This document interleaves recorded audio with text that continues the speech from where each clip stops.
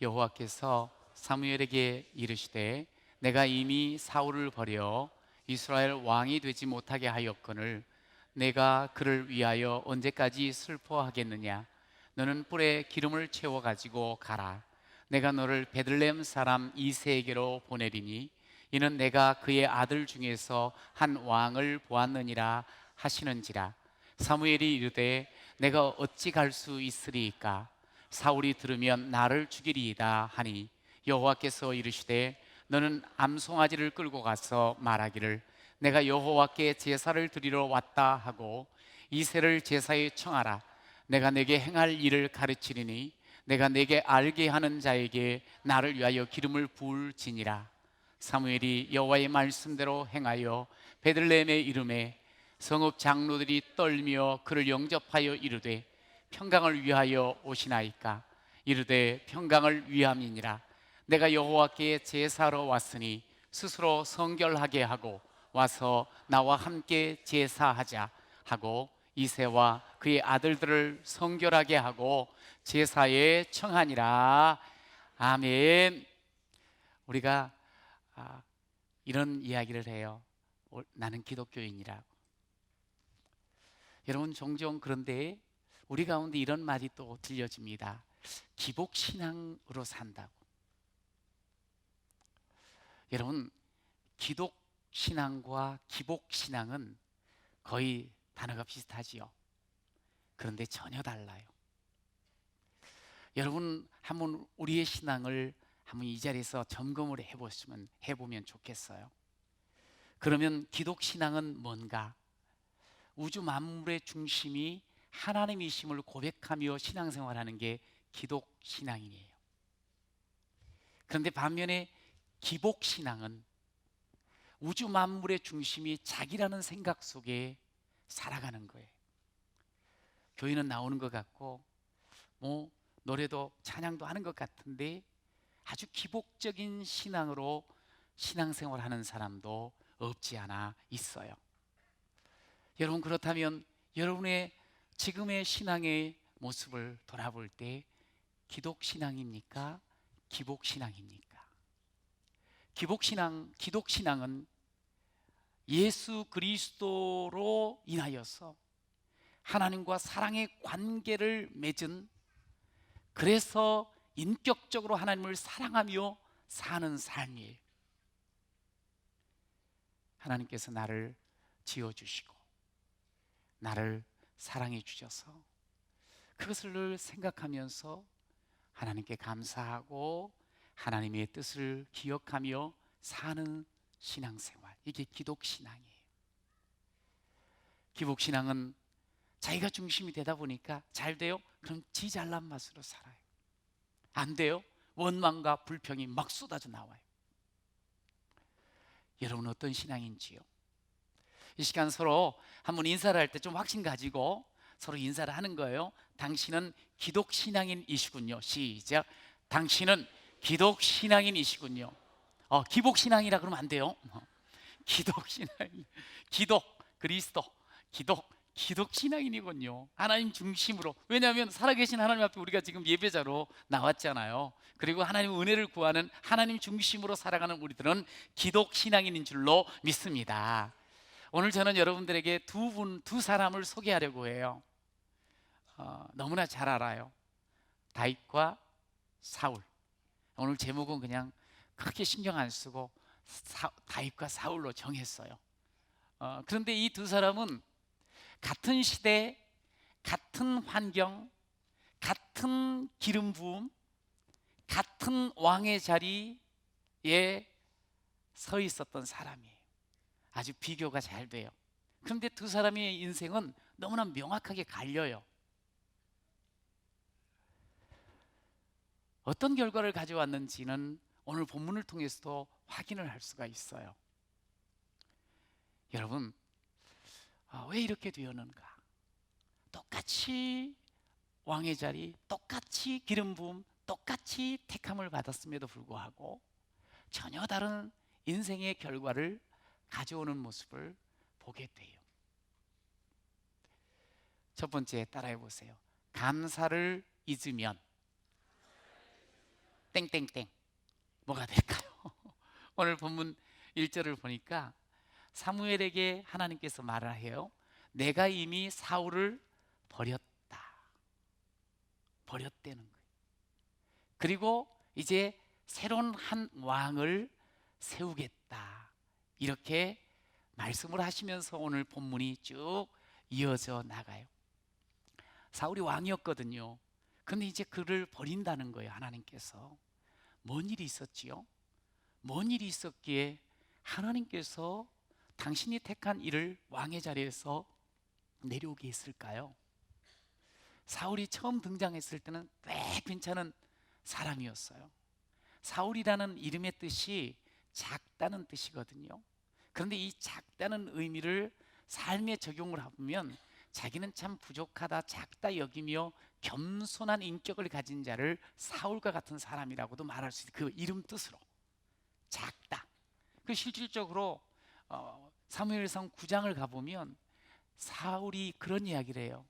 자기를 기름 부으려고 하니까 안 됩니다. 저는 이스라엘 12지파 중에 가장 작은 베냐민 지파에 속하고 그 베냐민 지파 중에서도 저는 가장 미약한 사람입니다. 나는 참 부족하고 약한 사람입니다. 자신을 한껏 낮추면서 겸손한 모습으로 자신을 표하는 것을 보게 돼요. 그래요. 꽤나 괜찮았어요. 그리고 그 앞에 2절에 보면 그의 용모는 아주 준수하다고 말씀을 해요. 그리고 삶을 어떻게 사는 거니? 아버지가 암나귀를 잊어가지고 사울에게 암나귀를 찾으라 그래요. 자기 동네뿐만 아니라 온갖 동네를 다니면서 그 암나귀를 찾기까지 아주 열심히 주어진 일들에 대해서 정말 열심히 하는 그런 사람이라는 것을 성경은 가르쳐줘요. 썩 괜찮은 사람이에요. 10장으로 넘어와 가지고 그가 여호와의 영을 받아 가지고 변화가 되어서 아주 새로운 사람이 되었노라고도 말씀을 해요. 그렇게 해서 이제 왕이 되었어요. 13장에 왔더니 그가 왕이 40살에 되었고 왕이 된 지 2년째가 되었다고 성경은 이야기를 해요. 그런데 그때 어떤 일이 일어났는 거 아니? 이스라엘 민족을 쳐들어오는 블레셋 족속이 있었어요. 여러분, 사울 왕 이전에 사사시대였거든요. 사사시대 때는 끊임없이 주변 이민족들이 이스라엘 백성들을 괴롭혀요. 그리고 추수 때가 되면 와가지고 약탈을 해가는 거예요. 그 중에 가장 힘겹게 했고 강력한 이민족이 누구냐면 블레셋이었어요. 근데 블레셋이 또 진을 치고 이스라엘을 압박하는 거예요. 이제 사울이 왕이 되었잖아요. 자기들도 왕을 가진 이제 민족으로서 이제 이 싸움을 하게 되는데, 이스라엘 백성들은 보통 전쟁을 하게 될 때 선지자를 모시고 제사장을 모시고 함께 예배를 드리며 하나님 앞에 모든 것을 맡기고 시작하거든요. 그래요. 그래서 예배를 드리기로 했어요. 제사를 드리기로 했어요. 사무엘이 오기로 했어요. 7일 안에 오겠다 그랬어요. 근데 7일이 돼도 안 오는 거예요. 사무엘이 안 오니까 그 싸움에 지금 이제 싸움을 하려고 했던 백성들이 많이 두려워했어요. 그러더니 흩어지는 거예요. 그 모습을 보고 이게 안 되겠다 싶어가지고 사울이 그래도 내가 왕인데 나도 기름 부음 받았는데 하는 그런 마음 가지고 결국에는 제사를 집례하고 말아요. 제사가 막 끝나자마자 사무엘이 도착을 하는 거예요. 그때 이렇게 말해요. 사울, 당신은 하나님 앞에 망령된 일을 행하였노라. 사울은 분명코 이스라엘 백성의 왕으로 세워졌습니다만 왕을 세우신 분은 만왕의 왕 되신 하나님이셔요. 하나님의 말씀을 듣고 그것을 어긋나게 하면 안 돼요. 왕일수록 더더욱 만왕의 왕 되신 하나님의 말씀을 붙잡고 순종해야지 된다고 말씀을 하셨거든요. 그런데 진짜 왕 되신 하나님의 말씀 쑥 그냥 잊어버리고 생각하지 않고 자기가 왕이니까 그러면서 불순종한 모습을 보였어요. 15장에 가서 사무엘이 사울에게 이런 이야기를 합니다. 왕이 스스로 작게 여길 때, 그때에 이스라엘 지파의 머리가 되지 아니하셨나이까? 당신이 스스로 자신을 낮추고 하나님을 온전히 왕으로 인정하며 그 앞에 겸손할 때 당신이 이스라엘의 지도자 다스리지 않았더냐고. 왜 그런데 왕을, 하나님을 잊어먹으셨습니까? 왜 하나님 앞에서 작은 자로 스스로 여기지 아니하고 스스로 왕되어 자고하며 교만하였습니까? 그렇게 이야기를 해요. 그러면서 아주 유명한 말씀을 사무엘이 사울에게 하고 우리에게도 하십니다. 뭐라 그러는 거 아니? 여호와께서 번제와 다른 제사를 그의 목소리를 청종하는 것을 좋아하심 같이 좋아하시겠냐는 거예요. 제사만 좋아하시겠냐 이거야. 목소리를 듣고 청종하는 것을 더 좋아하지 않으시겠냐는 거예요. 그러면서 아주 우리가 잘 아는 말씀, 시작. 순종이 제사보다 낫고 듣는 것이 수양의 기름보다 나으니. 여러분, 순종하는 것이 제사를 드리는 것보다 훨씬 낫다고 주께서 말씀을 하시는 거예요. 여러분, 왜 사울이 순종하지 못했을까? 그렇죠, 자신이 왕이다 보니까. 어느덧 2년 정도 이렇게 왕의 노릇을 하다 보니까 이제는 내가 모든 것을 다 결정하고 내가 다 할 것 같은 거예요. 내가 왕이에요. 내 마음대로 할 수 있어요. 자기가 모든 것의 중심이 돼버리고 만 거예요. 여러분, 하나님을 믿는다는 것은요, 하나님을 왕으로 삼고 믿는다는 것은 그저 머리로만 믿는 게 아니에요. 여러분, 사울도 하나님을 알았어요. 하나님께 의지하며 믿는다고 했어요. 그러나 하나님을 사랑하지 못했어요.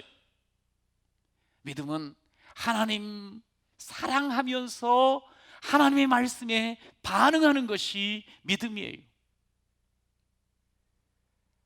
하나님 원하시는 하나님의 마음을 헤아리면서 하나님을 사랑함으로 순종하는 것, 이것이 믿음의 걸음이 되어야 되는 거예요. 그런데 사울은요, 어느 날 어느덧 그는 자신 스스로가 왕이 될 뿐만 아니라 백성들의 마음을, 하나님 마음을 얻는 것보다 더 우선했어요. 백성들의 말을 듣는 것을 하나님 말씀 듣는 것보다 더 앞세웠어요. 하나님을 알기는 한다, 의지는 한다 하면서도 하나님을 사랑하지는 않았어요.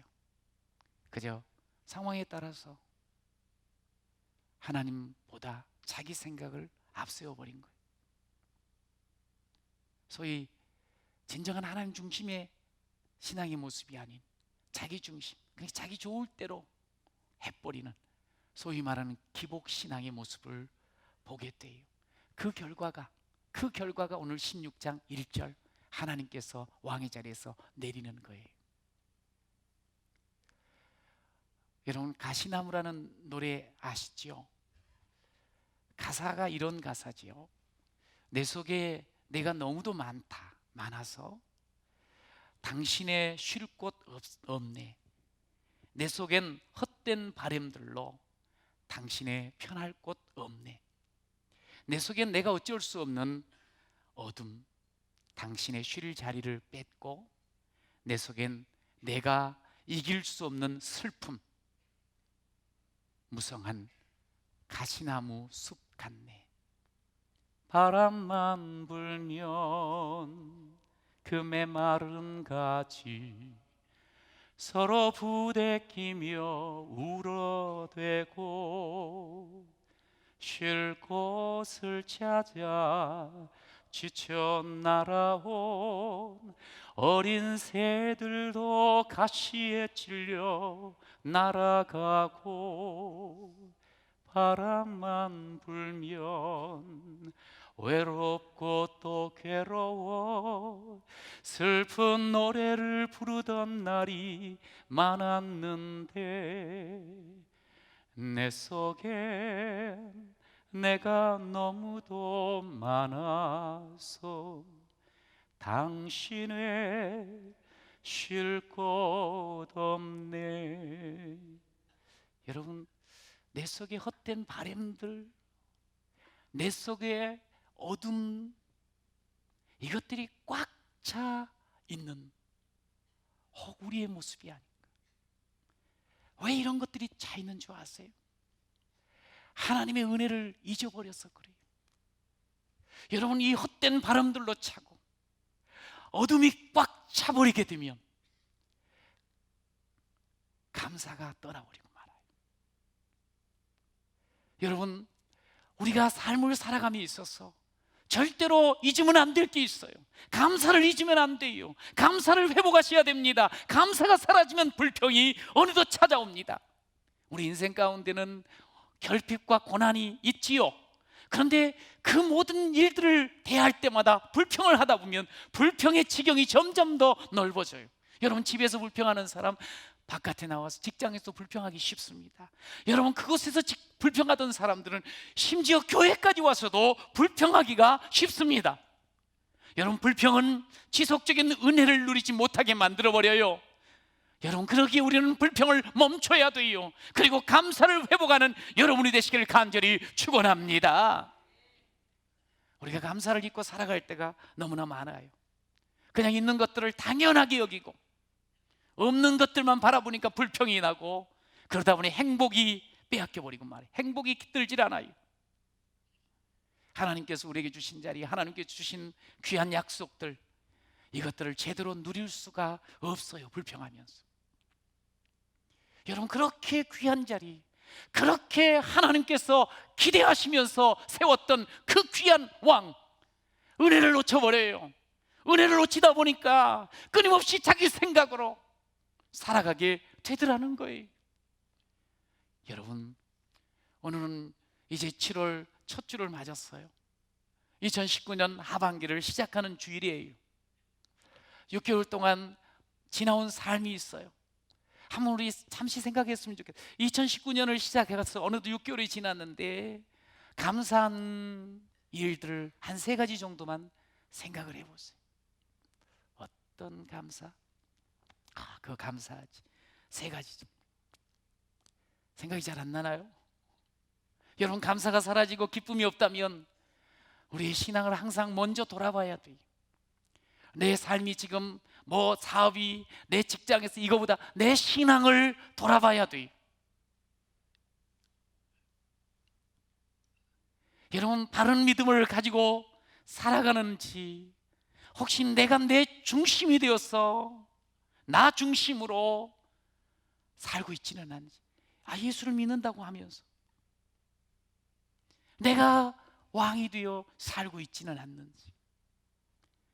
바른 믿음은 은혜를 아는, 은혜를 기억하는 믿음이에요. 여러분, 저와 여러분은 은혜로 여기까지 온 줄로 믿습니다. 여러분 보세요. 내가 죄 사함을 받은 것, 이거 은혜 중에 은혜인 줄로 믿습니다. 어느 것으로도 씻을 수 없는 내 죄악, 예수 그리스도의 십자가의 보혈로 말미암아 우리가 대속을 받았어요. 씻음을 받았어요. 이젠 더 이상 죄에 매이지 않는 사람인 줄로 믿습니다. 이제는 의인 되어 살아가는 자가 되었어요. 하나님 앞에 정말 소중한 존재가 된 거 아니겠어요? 이게 은혜예요. 뿐만 아니라 모든 권세를 가지시고 전능하신 하나님 자녀가 되었다는 거, 이것 또한 은혜인 줄로 믿습니다. 여러분, 내가 잘났어요? 내가 착했어요? 내가 의로웠어요? 내가 예뻤어요? 아니에요. 여러분, 하나님의 자녀가 된 것은 전적으로 하나님께서 택하시고 하나님께서 은혜를 주셨기에 우리가 하나님을 감히 아바, 아버지라고 부를 수 있는 줄로 믿습니다. 하나님이 나의 아버지이십니다. 시작. 하나님이 나의 아버지. 여러분, 이거 어마어마한 감사 이유지요. 뿐만 아니라 우리를 이 세상 가운데 왕같은 제사장으로 주께서 세워주셨어요. 택하신 족속이요 거룩한 나라요 소유된 백성으로 말입니다. 여러분, 우리가 이런 은혜를 받은 사람이에요. 여러분, 이 은혜를 기억해야 돼요. 이 은혜를 잊고 살면 안 됩니다. 여러분, 주의 은혜를 새기시며 살아가는 여러분 되시기를 축원합니다. 매일매일 주의 은혜를 기억하면서 감사를 흘려보내는 여러분 되시기를 간절히 축원합니다. 여러분, 그러기에 오늘 여러분들에게 다시 말씀을 드립니다. 두 번째로, 감사의 영성으로. 시작. 감사의 영성으로 매일매일 어떤 자리에서 어떤 일 앞에서도 살아가자, 이 말이 감사의 영성으로. 오늘 1절 중반 이후에 보니 너는 뿔에 기름을 채워가지고 가라. 내가 너를 베들레헴 사람 이새에게로 보내리니 이는 내가 그의 아들 중에서 한 왕을 보았느니라. 여기 이새의 아들 중에 한 왕을 보셨다고 사무엘을 보냈어요. 하나님이. 한 왕 누구였죠? 상당히 어렵죠? 다윗이에요. 다윗. 여러분, 다윗, 성경에 다윗만큼 많이 등장하는 그런 인물이 없어요. 다윗이 어떤 사람이던가요?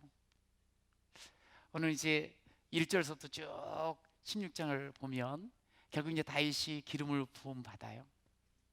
그런데 좀 처음에 의아한 게 있어요. 사무엘이 이새에게 통보를 합니다. 모든 자녀들, 아들들 다 성결하게 하고 제사를 드리도록 준비하라고. 다윗은 형제가 총 8명이거든요.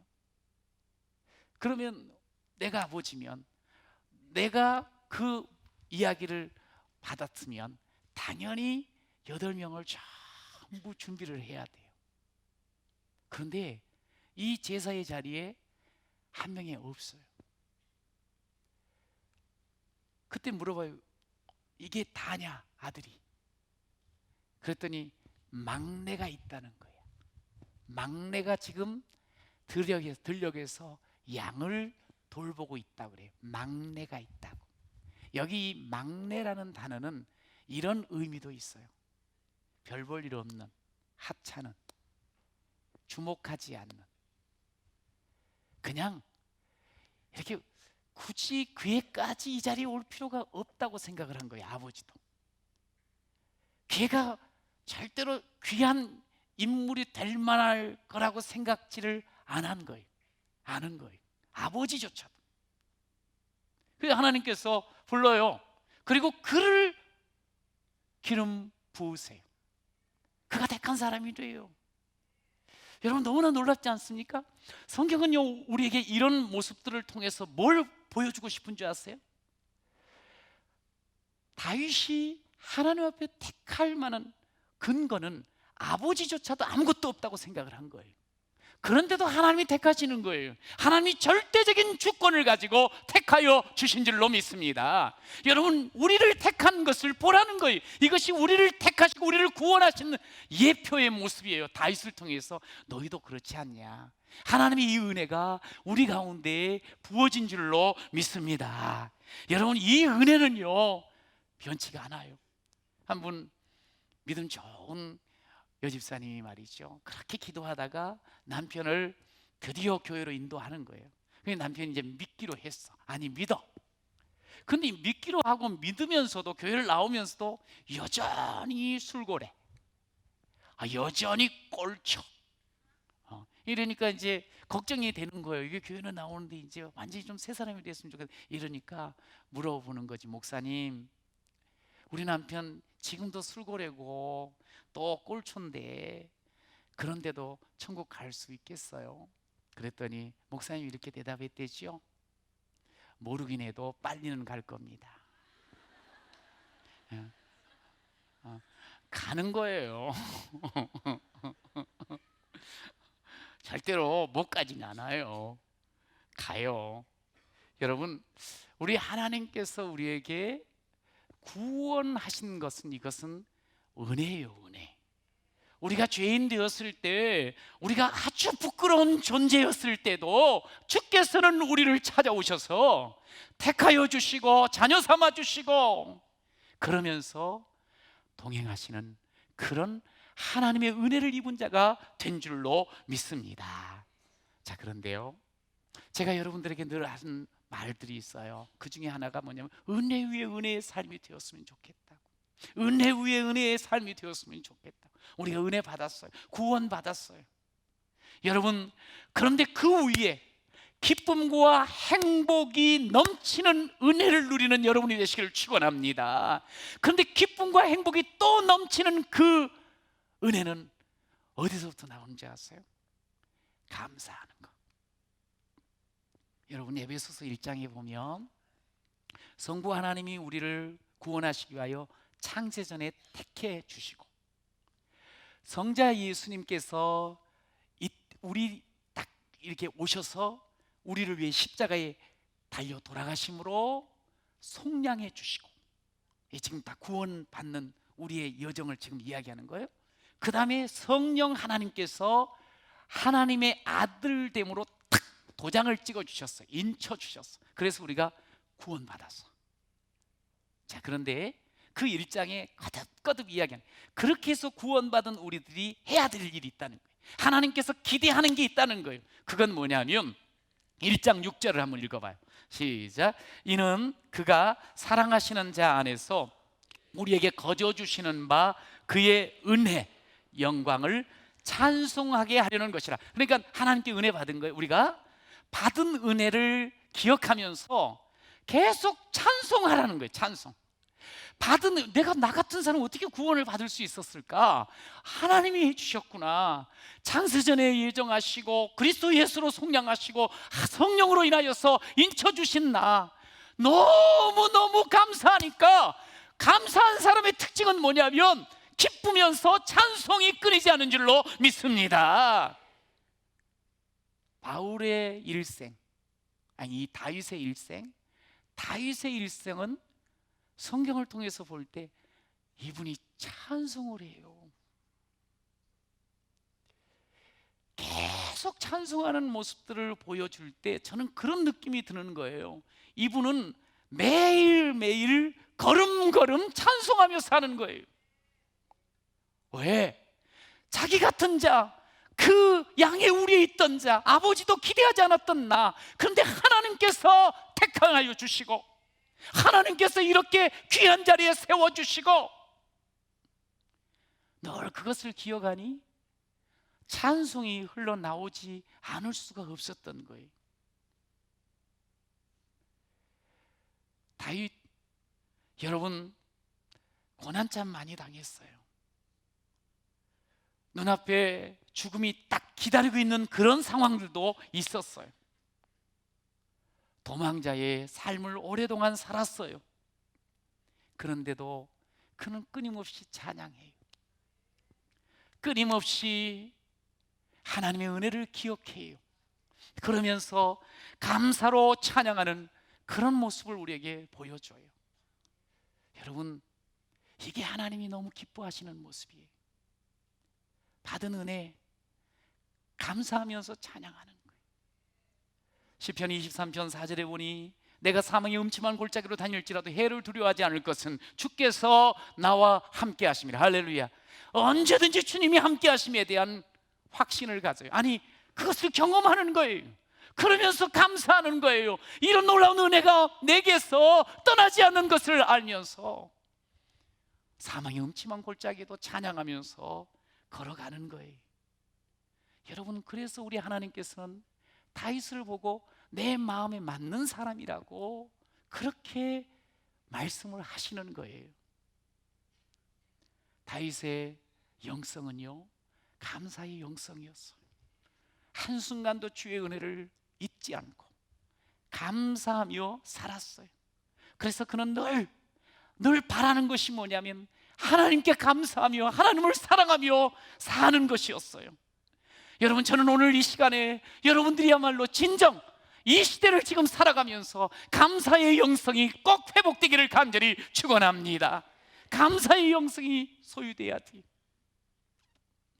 감사의 이 영성을 소유하게 되면요, 행복한 삶인 것이 자꾸 느껴지는 거예요. 행복을 누리면서 살다 보니 일 또한 정말 잘 되어지는 것을 계속 누리게 되는 줄로 믿습니다. 여러분, 이 감사의 영성을 가지고 산다는 거 구체적으로 뭔지로 아세요? 따라해 보십시다. 작은 일에 감사하겠습니다. 우리는 큰 것만을 구하는 경우들이 많아요. 그래야지 뭔 감사가 나올 거라고. 그런데 이 작은 일에도 감사할 줄 알아야 돼. 그러면 감사는요, 뭔가 이렇게 끄는 힘이 있어가지고 더 큰 감사를 우리에게 선물로 하나님께서 또 주실 줄로 믿습니다. 감사는 더 큰 감사를 가져다 주고, 감사는 더 큰 능력과 기적을 나타내게 하시는 줄로 믿으시기 바랍니다. 여러분, 다윗은요, 작은 일을 하면서 감사하며 했어. 작은 것에 관심 가졌어. 양떼를 치는 거 작은 일이에요. 근데 정말 최선 다하는 거 봐요. 다윗이 골리앗 앞에 섰어요. 그는 아주 그냥 큰 칼 내지 방패 갑옷을 입고 나가지 않아요. 작은 물맷돌 그거 붙잡고 나가요. 여러분, 다윗이 왕국을 꿈꾸면서 함께 생활하며 세워나갔던 사람들은 아주 스펙이 짱짱하고 잘난 사람들 아니에요. 세상 가운데서 버림받고 쫓겨나온 그 비류들, 그런 사람들을 귀히 여기며 공동체를 이루세요. 그러면서 하나님 나라의 비전들을 펼쳐나가는 모습을 볼 수가 있어요. 그는 막내예요. 작은 일에 관심을 갖고 살았어요. 왕의 자리에서도 여전히 그는 감사하고 찬양하며 살아갈 수 있는 줄로 믿습니다. 그러면서 한 가지 더, 감사의 영성은 주어진 것들에 감사하는 거예요. 주어진 것들. 여러분에게 주어진 것이 뭐가 있을까요? 오늘 이렇게 건강한 모습으로 여기까지 나올 수 있는 이 건강, 옆에 여전히 사랑하는 귀한 가족, 또 지금도 내가 일터에서 일할 수 있는 그 일터, 여러분, 주어진 것 감사해야 할 일인 줄로 믿습니다. 내가 지금 호흡하고 있는 거요, 그것도 사실 감사해야 돼요. 사랑하는 이들과 함께 삶을 영위해 나갈 수 있다는 거, 이거 감사해야 돼요. 내가 일할 수 있는 것도 감사해요. 없는 것 바라보면서, 안 되는 일만 생각하면서 불평 원망 아니에요. 신앙은요, 시편 100편에도 이렇게 나와 있어요. 감사함으로 그의 문에 들어가며 찬송함으로 그의 궁정에 들어가서 그에게 감사하며 그의 이름을 송축할지어다. 할렐루야. 감사로 우리가 모든 삶을 살아가고 하나님 앞에 서야 되고, 이것이 이 기독 신앙인의 참 모습인 거예요. 저는 여러분에게 다시 묻고 싶어요. 오늘을 호흡하며 살아가는 것, 먹을 것, 입을 것, 그러면서 누울 수 있는 집이 있는 것, 옆에 사랑하는 가족이 있는 것, 하나님을 알고 예배자로 서는 것, 그리스도의 사랑을 늘 기억하며 또 사랑으로 살 수 있는 것, 이게 당연한 일입니까? 아니면 감사할 일입니까? 감사할 일입니다. 당연한 것 아니에요. 근데 우리는 그런 것들을 다 당연한 것으로 여겨요. 이미 주어진 것들을 전부 당연한 것으로 여겨요.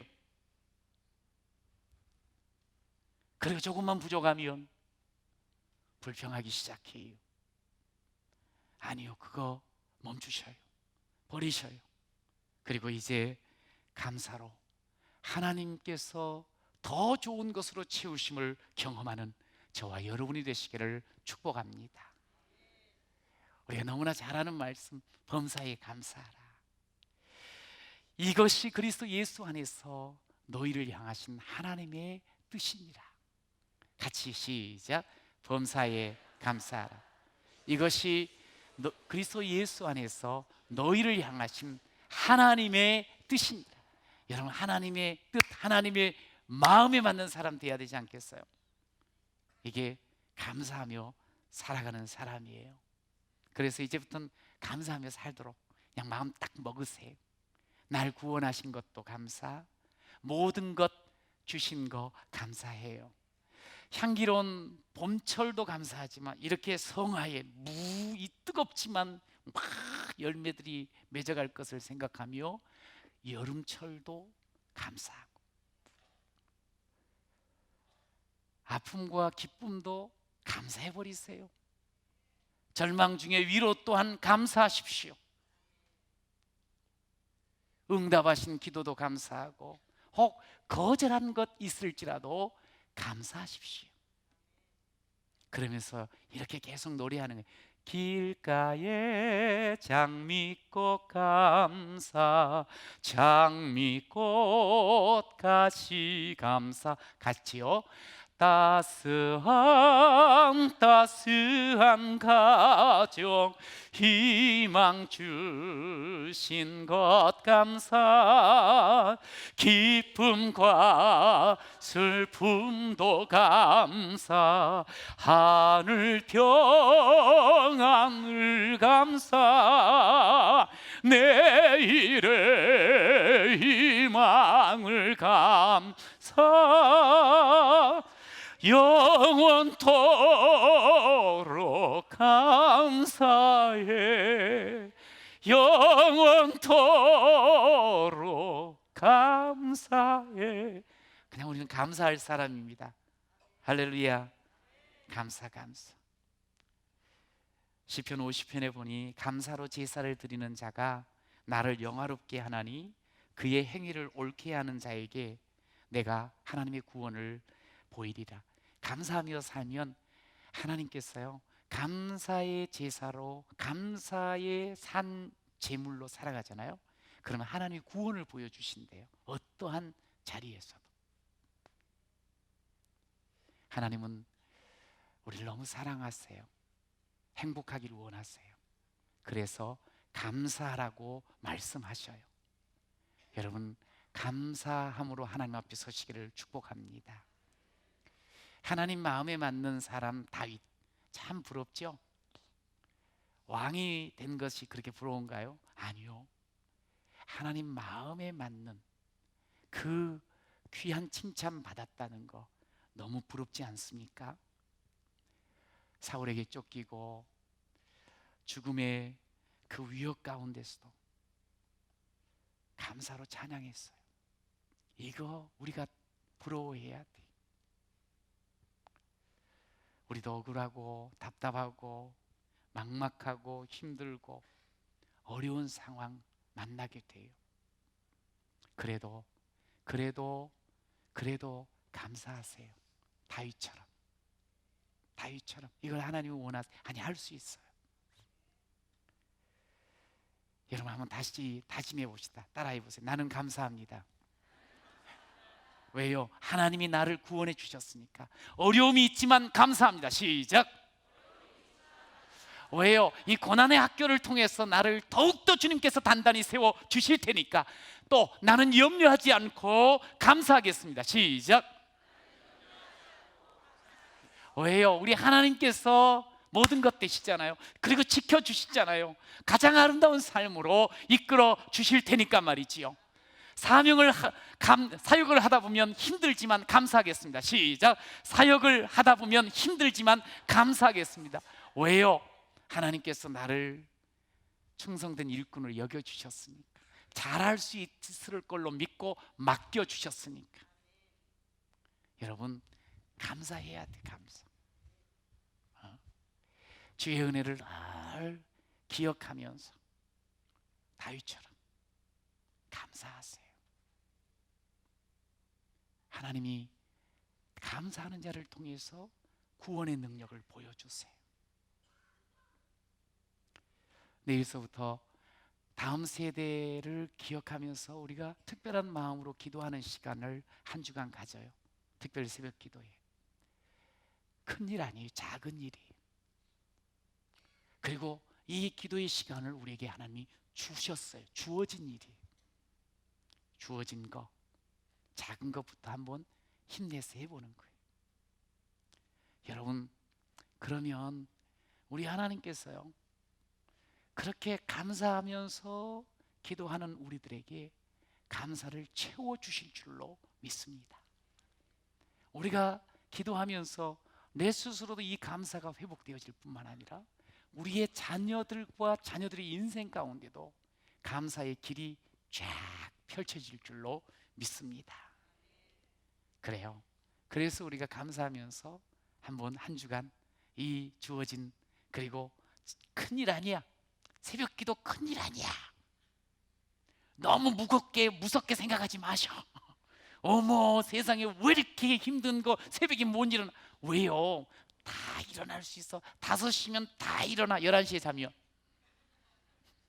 꼭 11시까지는 잘라 그러시고요, 5시 일어나셔가지고 한 20분 전에 일어나서 함께 그렇게 기도하시면서 우리 하나님께 감사를 가득가득 이렇게 채우고 누리고 나누는 그런 저와 여러분이 되시기를 축복합니다.